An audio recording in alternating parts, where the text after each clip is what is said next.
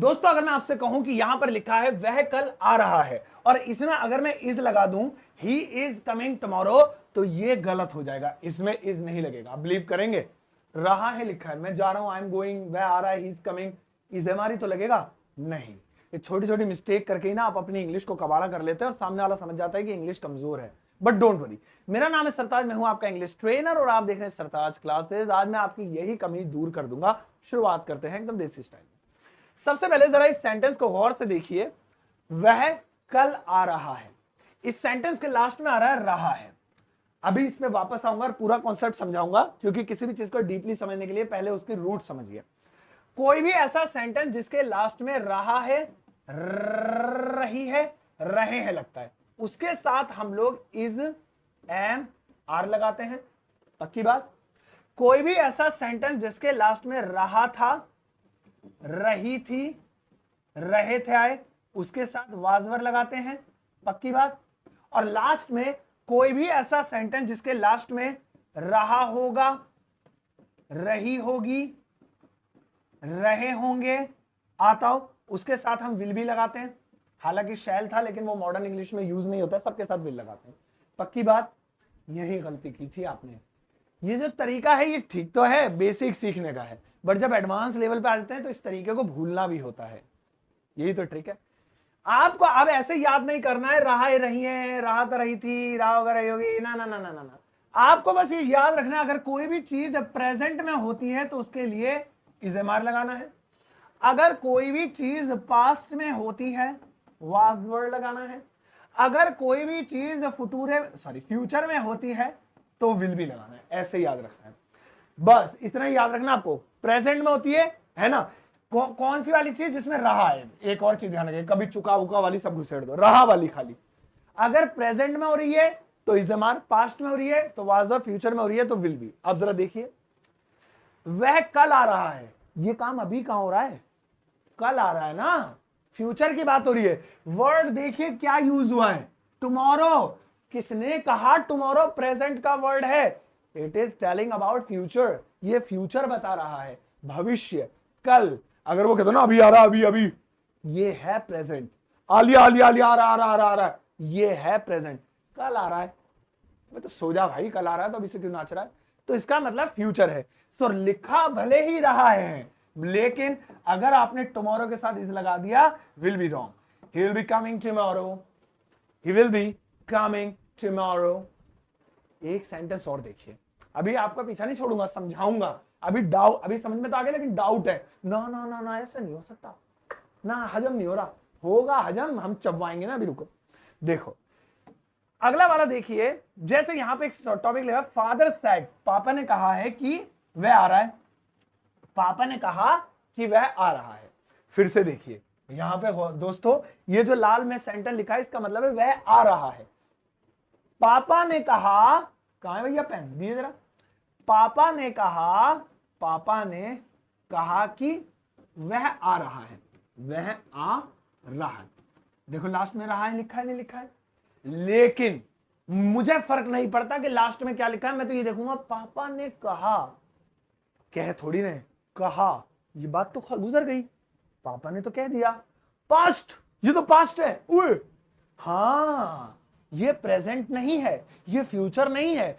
पापा ने कहा, सेकंड फॉर्म में लिखिए, सैड, फादर सैड, तो वहां पे हम यहां पे इज लगाते हैं, गलत हो जाएगा। भले ही यही होगा, यहां पे हम वाज का प्रयोग करेंगे, ही वाज कमिंग। तो इसकी हिंदी ये नहीं होगी पापा ने कहा वो आ रहा था, हिंदी यही होगी पापा ने कहा कि वो आ रहा है।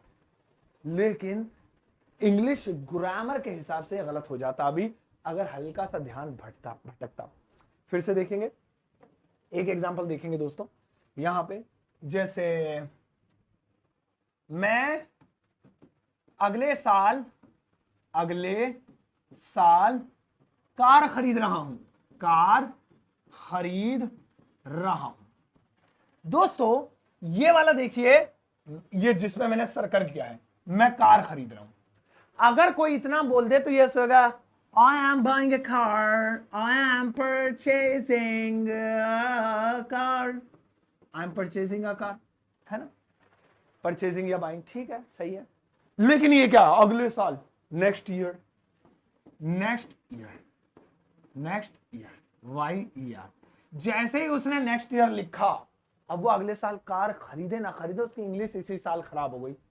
क्यों भाई? टाइम तो देख ले, टाइम लिखा है फ्यूचर वाला, सेंटेंस तू बना रहा प्रेजेंट वाला, क्यों इंग्लिश को भैया बर्बाद कर रहा है? वो देख टाइम के अकॉर्डिंग चल, जब नेक्स्ट ईयर खरीदेगा तब खरीदियो, अभी से काहे को डांस कर रहा है? तो इसीलिए आई will B purchasing A car next year. ऐसे सर इसका मतलब तो ये हो जाएगा मैं अगले साल कार खरीद रहा होऊंगा।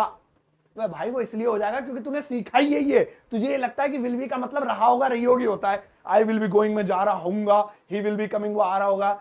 बेटा वो बच्चों को सिखाने के लिए होती है पहचान। अब तू कहेगा प्रेजेंट डेफिनेट में ताहे तीहे लगता है, मेरी जाके वीडियो देख, प्रेजेंट डेफिनेट में रहाए रही है भी होता है, चुकाए चुकी भी होता है, सब बताया है। पास्ट इंडेफिनेट में नहीं होता, ताहे तीहे होता है। न्यूज के हेडलाइन कभी पढ़, इंडिया विंस, इंडिया जीती थी कल, अखबार छपा आज, फिर भी लिखा है विंस, जबकि वॉन लिखा होना चाहिए था इंडिया जीती। क्यों विल लिख दिया? क्योंकि यही तो एडवांस इंग्लिश है। ठीक है, तो यहां पे ये गलत हो जाता। So I will be purchasing a car next year. मैं आज एक कार खरीदूंगा। अब लगाओ, आज ही तो कर रहे हो, प्रेजेंट है, वक्त चल रहा है, आज का ही वक्त है, खरीद करो, लगाओ I am purchasing a car today, right now, अभी अभी, कुछ भी लगाओ। सो भाई ये सब चीजें ट्रिक होती हैं जो आपको समझना चाहिए। बहुत छोटे से कॉन्सेप्ट में मैंने आपको समझाया, इसको एक बार स्क्रीनशॉट कर लीजिएगा। अब आपको एक छोटा सा होमवर्क देता हूं, ज्यादा नहीं, बस एक सेंटेंस है, उसके अंदर आप सिचुएशन देखिएगा, सेंटेंस पैराग्राफ टाइप में है, खाली स्थान में आपको भरना है कि इसमें इज आएगा या एम आएगा या आर आएगा या वाज आएगा या वर आएगा या विल बी, और रीजन भी लिखना है कि क्यों आएगा। कहां है भैया, कैसे लाते हैं? हाँ ये रहा। इस वक्त आपकी स्क्रीन पर ज्यादा नहीं, बस एक सेंटेंस दिखाई दे रहा होगा, और इसमें आपको प्रेजेंट पास्ट फ्यूचर के अकॉर्डिंग वो सारी चीजें फिल करनी है जो भी भरनी है, और इसको सही तरीके से बनाइएगा दोस्तों, है ना। और यहां पर हिंदी लिखी है, उसकी इंग्लिश आपको बनानी है बढ़िया तरीके से, और उसको सिचुएशन के देखते हुए is am are was were will be कुछ भी आए वो करिएगा।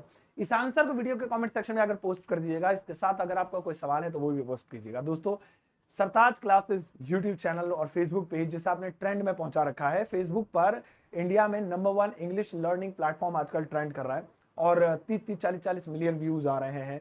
4-5 महीने के अंदर 1.5 मिलियन फॉलोवर हो गए, यूट्यूब पे 3 मिलियन फॉलोवर हो गए। इसके अलावा हमारे जो क्लाइंट्स हैं वो बॉलीवुड से भी हैं, एक्टर हैं, को एक्टर्स हैं, स्ट्रगलिंग पीपल हैं, जिनके बहुत सारे मैसेजेस आप मेरे इंस्टाग्राम पर देख सकते हैं। उन्होंने वीडियोस भेजी हैं प्यारी प्यारी बना के, जो क्लास लेते हैं, और कई उनके फैमिली मेंबर्स पढ़ते हैं। कई सारे बड़े एक्टर भी हैं जो पहचान छुपाना चाहते हैं, नहीं बताना चाहते कि हम नहीं हम बताएंगे इंग्लिश सीख रहे हैं, लेकिन वो भी पढ़ते हैं। दिल्ली पुलिस से भी अवार्ड मिला है, बहुत सारे अलग अलग नेशनल इंटरनेशनल एनजीओ से अवार्ड मिले हैं।